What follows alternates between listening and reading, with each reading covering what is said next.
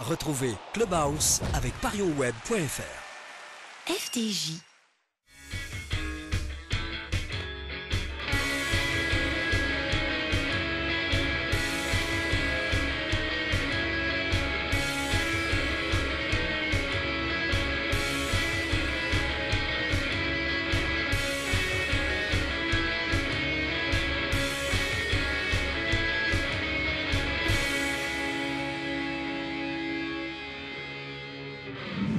Bonjour à tous, soyez les bienvenus dans ce Clubhouse. Dans quelques instants, nous serons en compagnie de Marius Trésor. Avec lui, nous allons revenir sur l'élimination de Bordeaux en Coupe de France et de tous les événements qui s'en sont suivis tout au long de ce week-end. Lamine Sané sera également l'invité de cette émission. Il nous dira comment il a vécu ces dernières 48 heures agitées au Girondins de Bordeaux. Il nous dira ce qui s'est dit dans le vestiaire hier. Jean-Louis Triot, le président du club, a réuni les joueurs ainsi que le staff. À la fin de cette émission, un reportage des Girondins de Bordeaux ont du cœur. Ils étaient à l'hôpital Pellegrin au service des enfants malades pour leur apporter leur soutien.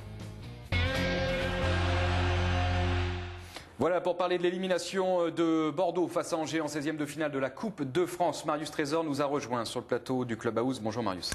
Bonjour Emmanuel, un petit coucou à tous nos abonnés. Avant de rentrer dans le détail de cette rencontre, peut-être ces images, Marius, que je vais vous demander de commenter, sont ces images du centre du Haillan qui a été tagué donc, dans la nuit de samedi à dimanche avec voilà, des termes que vous découvrez certainement. Ma première question, c'est est-ce que vous avez souvenir, Marius, d'avoir vu ça ici à Bordeaux? Non, c'est la première fois. C'est la première fois que je vois... Bon, je ne pense pas que ce soit vraiment des supporters qui ont fait ça, mais ce sont des gens un peu en colère qui ont voulu s'exprimer.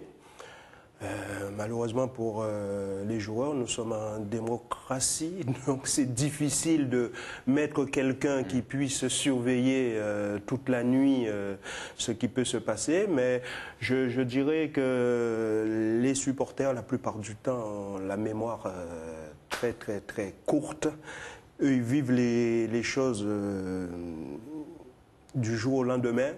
Ils oublient la plupart du temps qu'il n'y a pas si longtemps que ça, ils étaient tous là à acclamer l'équipe. C'est vrai que les résultats ne sont pas ce qu'ils devraient être actuellement, mais faire ça, je ne pense pas que ce soit une très bonne chose. Oui, c'est vrai qu'il y a moins d'un an, ces mêmes supporters certainement essayaient, applaudissaient, supportaient leur équipe en quart de finale de la Champions League avec 80% des hommes qui sont actuellement encore au sein de l'effectif. Jean-Louis Triot a condamné fermement tous les actes de vandalisme.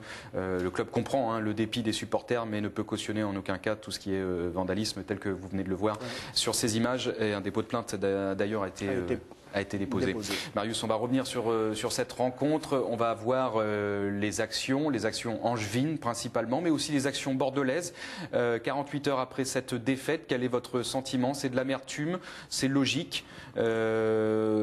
Bordeaux est passé à côté d'une qualification à cause de l'arbitrage, parce qu'il y a ce pénalty qui n'a pas été sifflé. Comment vous envisagez ce résultat? Je dirais que le pénalty aurait peut-être permis à Bordeaux de revenir dans le match, mais c'est vrai que ça commence à en faire beaucoup. Il y a eu un petit sondage qui a été fait par des journalistes. On s'aperçoit que depuis le début de la saison, Bordeaux est l'équipe qui a le plus souffert des décisions arbitrales. Il y a une semaine avant ce match, on se rappelle, à Marseille, où on voit Taïro sur le premier but qui contrôle le ballon de la main, tout le monde le voit sauf l'arbitre. En plus, à 1-0 pour Marseille, il y a cette main de Enze dans la surface encore, tout le monde l'a vu, sauf Monsieur Bré. Là, encore, Monsieur Jaffredo qui oublie un penalty évident pour les Girondins de Bordeaux. Mais je dirais, quand on regarde les 90 minutes, la victoire d'Angers n'est pas usurpée. C'est l'équipe qui s'est montrée le plus volontaire, l'équipe qui a donné l'impression, en regardant le match, d'avoir le plus envie, qui a remporté cette partie. C'est vrai aussi que il aurait suffi en début de match que Ben Kalfala marque ce but pour peut-être changer complètement la physionomie de ce match. Malheureusement, on ne l'a pas fait. Et je dirais sur les 90 minutes, l'élimination est tout à fait normale.